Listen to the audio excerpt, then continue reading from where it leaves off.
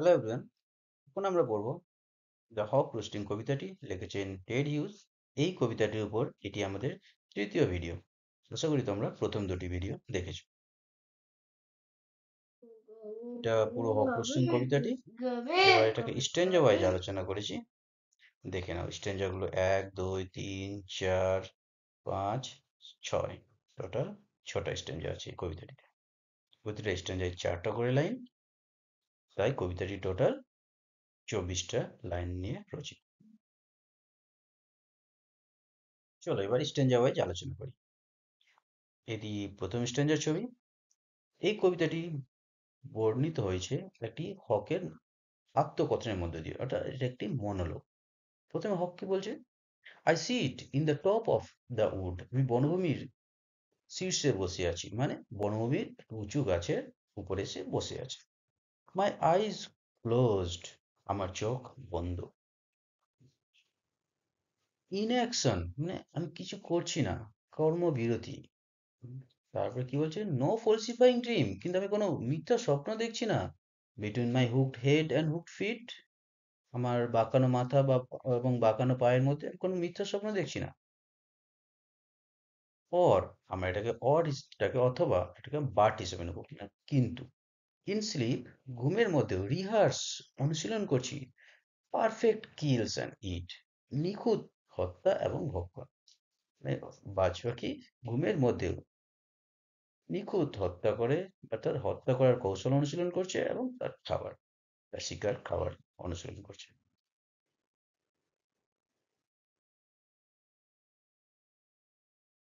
এবার দ্বিতীয় স্ট্যান্ডার্ড, এটা দ্বিতীয় স্ট্যান্ডার্ড ছবি। The convenience of the high trees, convenience মানে সুবিধা, উঁচু গাছের সুবিধা। কি সুবিধা? এয়ার্স বাউয়েন্সি, আরো কি সুবিধা আছে? বাতাসের ভাসিয়ে রাখার ক্ষমতা, অ্যান্ড দ্য সানস রে, এবং সূর্যের আলো। আর অল অ্যাডভান্টেজ টু মি, সব কিছু হচ্ছে আমার জন্য সুবিধা।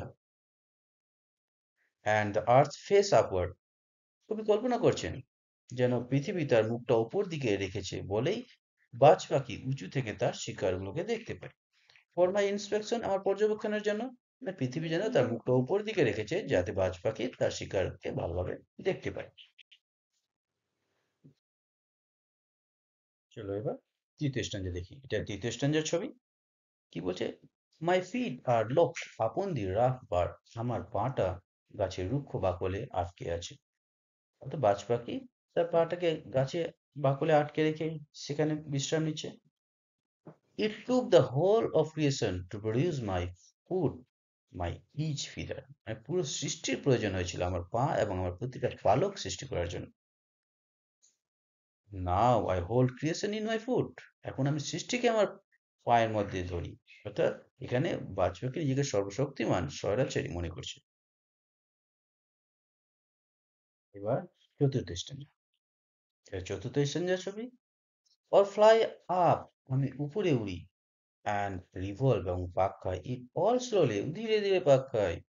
আমরা যদি এরকম দেখতে পাই, যখন আকাশে বাজ পাখি থাকে, দেখি বাজ পাখি ধীরে ধীরে আকাশে উপরে উঠছে, যেন প্রতিটা জিনিসকে পর্যবেক্ষণ করছে নিচে থাকা তার শিকারের খোঁজে। I kill where I please, যেখানে ইচ্ছা আমি সেখানে হত্যা করি। Because it is all mine, কারণ সবকিছুই আমার। বাদশাকে এখানে একজন স্বৈরাচারীর মতো কথা বলছে। There is no sophistry in my body. Sophistry, এই সফিস্ট্রি শব্দটি নেওয়া হয়েছে গ্রিক সফিস্ট থেকে। সফিস্ট একজন teacher, Greek teacher, who doubts everything. আবার সফিস্ট কথাটা ব্যবহার করা হয়েছে তাদের জন্য যারা কোনো ভুল জিনিসকেও সঠিকভাবে প্রমাণ করার চেষ্টা করে, অর্থাৎ ছলনা করে। এখানে বলছে আমার মধ্যে কোনো ছলনা নেই। মাই ম্যানার্স আর টিয়ারিং অফ হেডস, মানে আমার স্বভাবই হচ্ছে সোদা মস্তক ছেদ করা, অর্থাৎ শিকারকে হত্যা করা। এবার ফিফথ স্ট্যান্ডার্ড, এটা ফিফথ স্ট্যান্ডার্ড ছবি। দি অ্যালটমেন্ট অফ ডেথ, মৃত্যুর বন্টন। বাস্তব কি বলছে যে মৃত্যু, জন্ম, এগুলো সব প্রকৃতির সৃষ্টি, কিন্তু প্রকৃতি আমাকে মৃত্যু বন্টনের অধিকারটা দিয়েছে। অর্থাৎ বাজ পাখি শিকারকে মেরে ফেলে তার মৃত্যু দিই তাকে।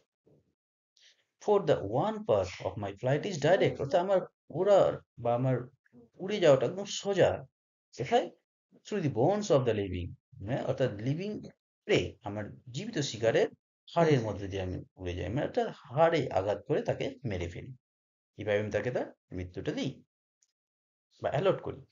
No argument assert my right, মানে কোনো যুক্তি আমার এই অধিকারকে স্থাপন করতে পারে না বা সঠিক প্রমাণ করতে পারে না, আমার কোনো দরকার নেই।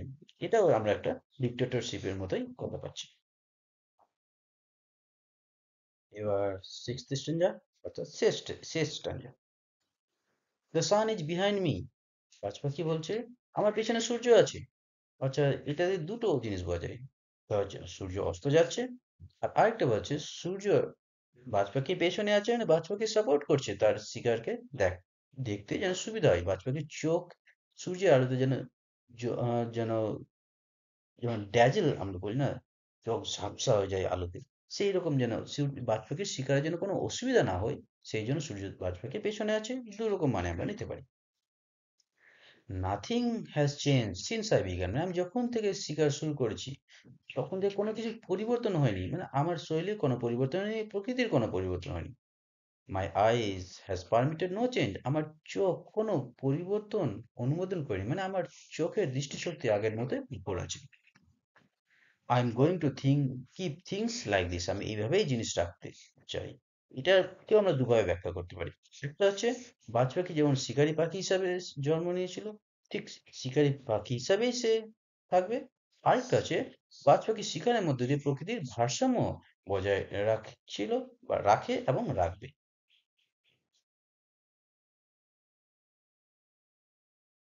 দি হক রোস্টিং কবিতাটির ওপর আমাদের তৃতীয় ভিডিও এখানেই শেষ হলো। এর পরবর্তী ভিডিওতে আমরা এই কবিতা থেকে বিভিন্ন প্রশ্ন নিয়ে আলোচনা করব।